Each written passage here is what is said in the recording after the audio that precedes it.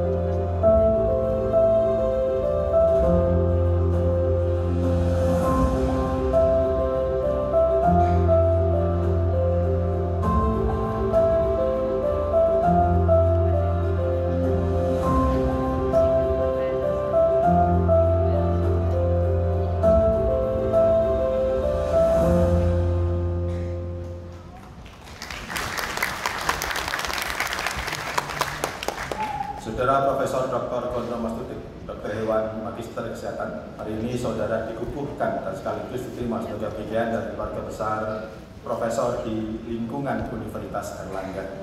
Untuk itu, saudara dipersilahkan untuk menyampaikan pidato pengukuhan dengan judul Patologi Molekuler dalam Tata Laksana Keganasan pada Era Precision Medicine. Silakan Profesor.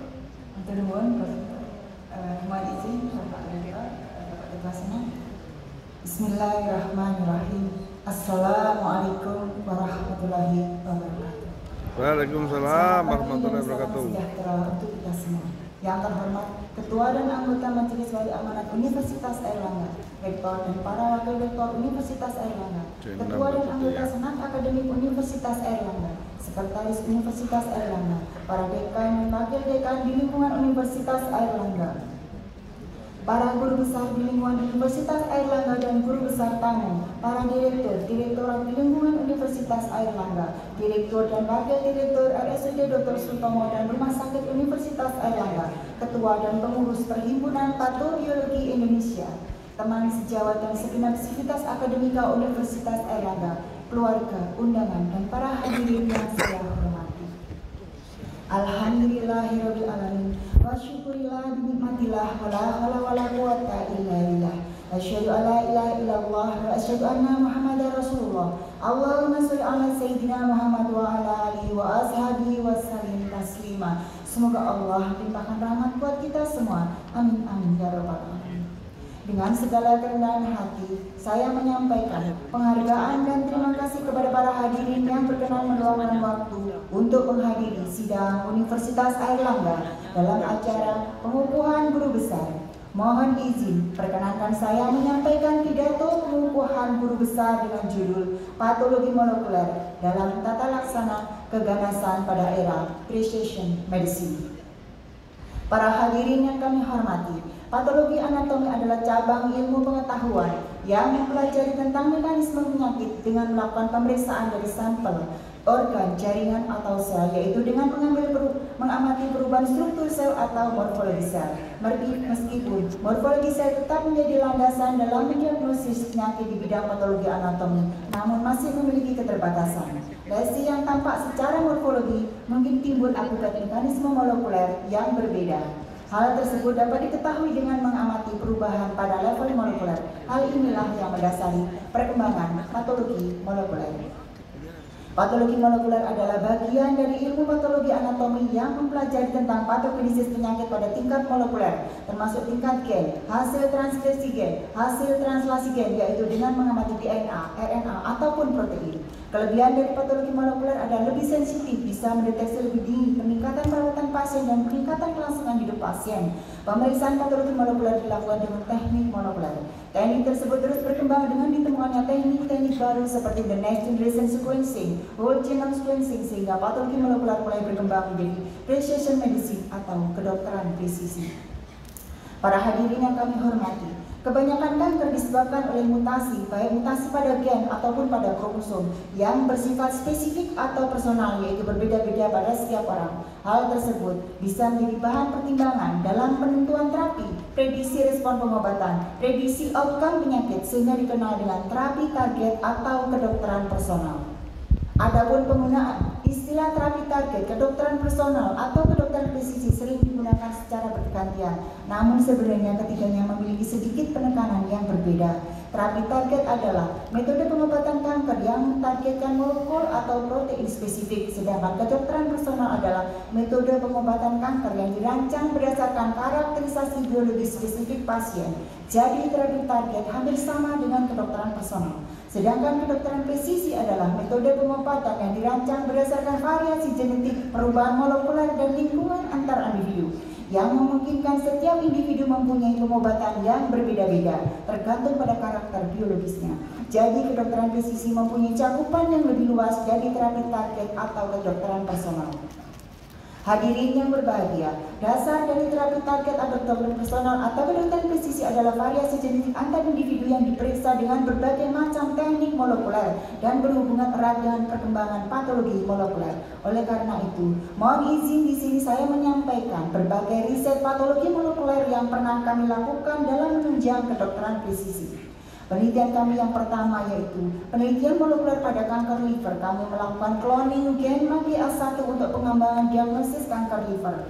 Gen MAGE-A1 dan MAGE-A6 dapat diakses pada official website of the United States Government NCBI dengan kode akses tersebut. Selanjutnya, kami melakukan riset molekuler pada kanker paru, yaitu mendeteksi MAGE-A1 sampai MAGE-A12 untuk pengembangan penanda diagnosis kanker paru dengan melakukan modifikasi teknik. Hasil penelitian menunjukkan bahwa gen MAGE-A1 sampai MAGE-A12 ditemukan positif pada sampel dari core biopsi, forceps biopsi, dan bronchoalveolar lavage. Selanjutnya, kami melakukan riset molekuler pada kanker usus besar. Hasil penelitian kami menunjukkan bahwa adanya mutasi gen KRAS pada kodon 12 pada kanker usus besar. Penelitian kami selanjutnya yaitu identifikasi tipe HPV pada keganasan di saluran kelamin. Kami menemukan 5 tipe HPV paling dominan, yaitu HPV high risk 16, 18, 45, 52, dan 59, dan HPV low risk yaitu 6 dan 11. Ini adalah penelitian molekuler kami yang lainnya, yaitu analisis virus hepatitis B, sitomegalovirus, dan analisis ekspresi protein pada berbagai macam kanker. Pemeriksaan baru yang trending di era kedokteran presisi yaitu profil genetik faktor risiko penyakit seperti penyakit diabetes, profil genetik farmakodinamik seperti untuk analisis kecocokan obat, profil genetik neurogenomik yaitu analisis berbagai gen untuk prediksi penyakit kesehatan mental, dan profil genetik untuk prediksi berbagai macam jenis kanker. Hadirin yang kami muliakan, berdasarkan uraian tersebut kami menyimpulkan bahwa pemeriksaan molekuler berperan penting di dalam menentukan terapi, memprediksi respon terapi, memprediksi prognosis serta kelangsungan hidup pasien. Pemeriksaan tersebut bersifat personal atau kedokteran personal, di mana tanpa pemeriksaan molekuler tersebut obat tidak bisa diberikan, sehingga patologi molekuler mendukung era precision medicine. Rekomendasi. Pada masa pandemi, banyak rumah sakit dan laboratorium kesehatan yang mempunyai alat real-time PCR yang bisa digunakan untuk tes mutasi gen seperti EGFR, KRAS, NRAS, HENRAS, BRAF, dan lain sebagainya untuk pemeriksaan terapi gen, terapi target atau kedokteran personal. Namun, hal yang masih menjadi tantangan adalah menyediakan SDM yang cukup memadai dan meningkatkan kesadaran masyarakat akan pentingnya layanan kesehatan ini.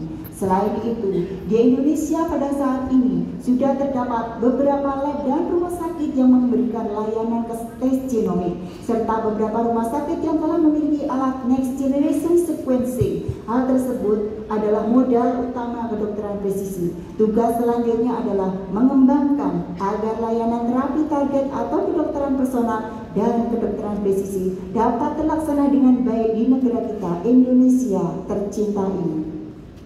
Hadirin yang kami muliakan, begitulah kehidupan. Tidak ada perubahan pada level yang besar, tanpa didahului perubahan pada level yang kecil. Terima kasih. Para hadirin yang kami hormati, tanpa mengurangi rasa hormat, mohon izin perkenankan saya menyampaikan ucapan terima kasih tanpa menyebutkan nama. Alhamdulillahirabbil alamin, segala puji hanya milik Allah semata. Allahumma sholli ala sayyidina Muhammad wa ala ali sayyidina Muhammad.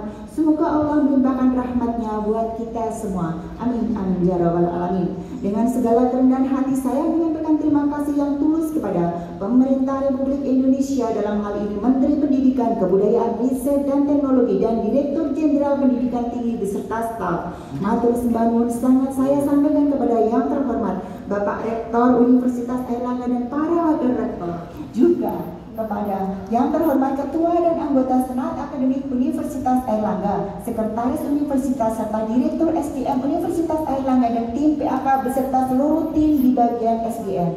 Terima kasih kepada yang terhormat Dekan dan para wakil Dekan dan Ketua BBM beserta staf di Fakultas Kedokteran Universitas Airlangga. Terima kasih yang tulus juga saya sampaikan kepada peer reviewer karya ilmiah yang telah banyak memberikan arahan terkait dengan pengusulan kenaikan jabatan akademik saya ke jenjang guru besar. Terima kasih yang terhingga kepada promotor dan kopromotor saya dan juga pembimbing tesis dan skripsi saya. Salam hormat dan takzim saya kagem kopromotor Prof. Sucipto PhD dan Prof. Hermano PDK PhD. Spesial kagem Profesor Dr. Suartono Taat Putra ingkang nampi sani live streaming di YouTube. Mugi-mugi Prof. Taat tansah pinariang rahayu wilujeng. Amin ya rabbal alamin. Terima kasih kepada mantan Ketua Departemen Patologi Anatomi periode sebelumnya, Ketua dan Sekretaris Departemen Patologi Anatomi, Ketua SNF dan Ketua Unit Patologi Anatomi, Ketua dan Sekretaris Prodi Patologi Anatomi dan para dosen di Departemen Patologi Anatomi. Terima kasih yang sebesar-besarnya atas segala dukungan, fasilitas dan kepercayaan yang diberikan, serta atas kerjasama dalam melakukan tridharma perguruan tinggi dan lingkungan kerja yang kondusif dan menyenangkan sehingga saya bisa berkarya dan mengabdikan diri di dalam keilmuan di departemen. Matur sembah nuwun sangat.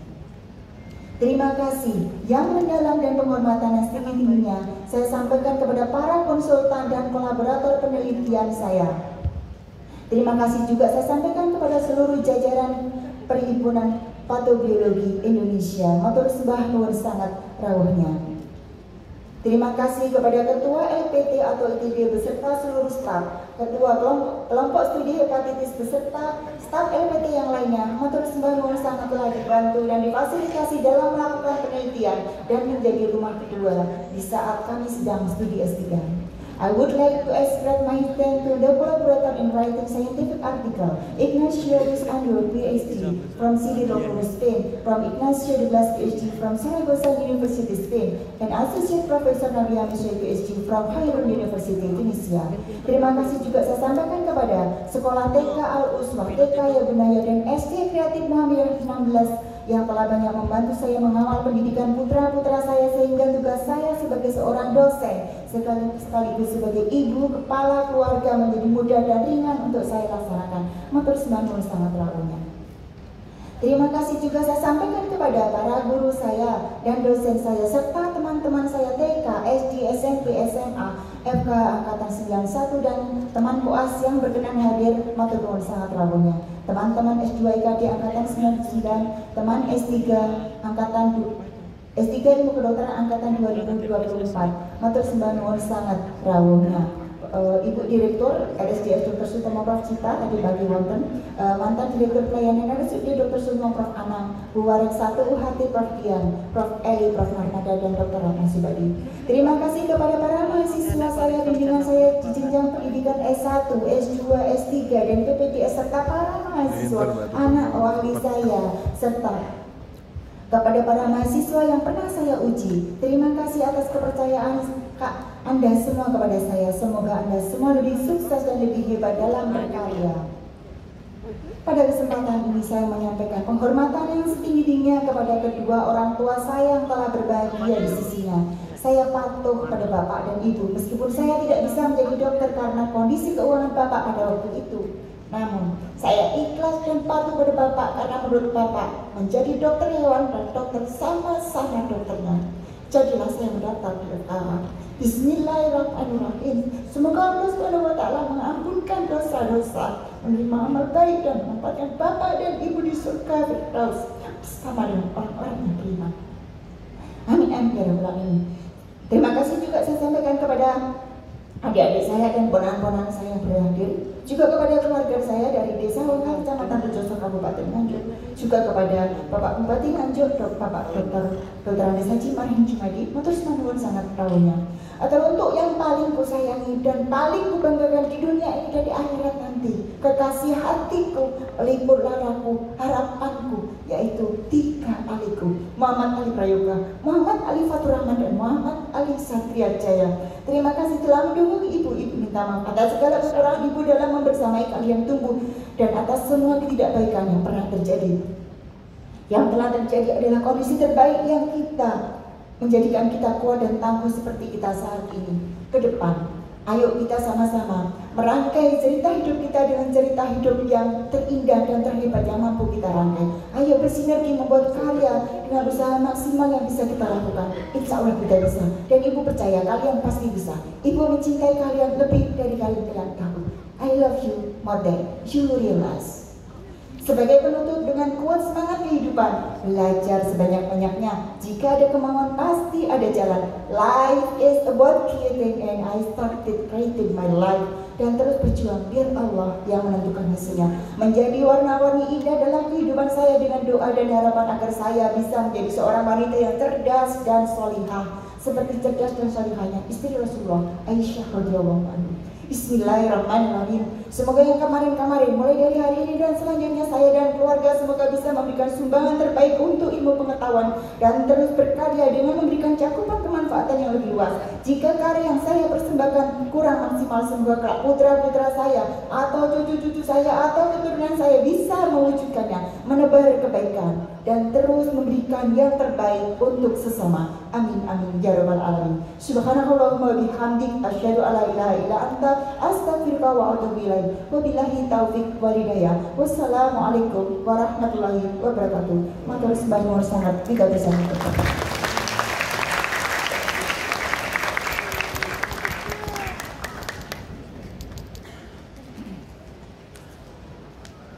Demikian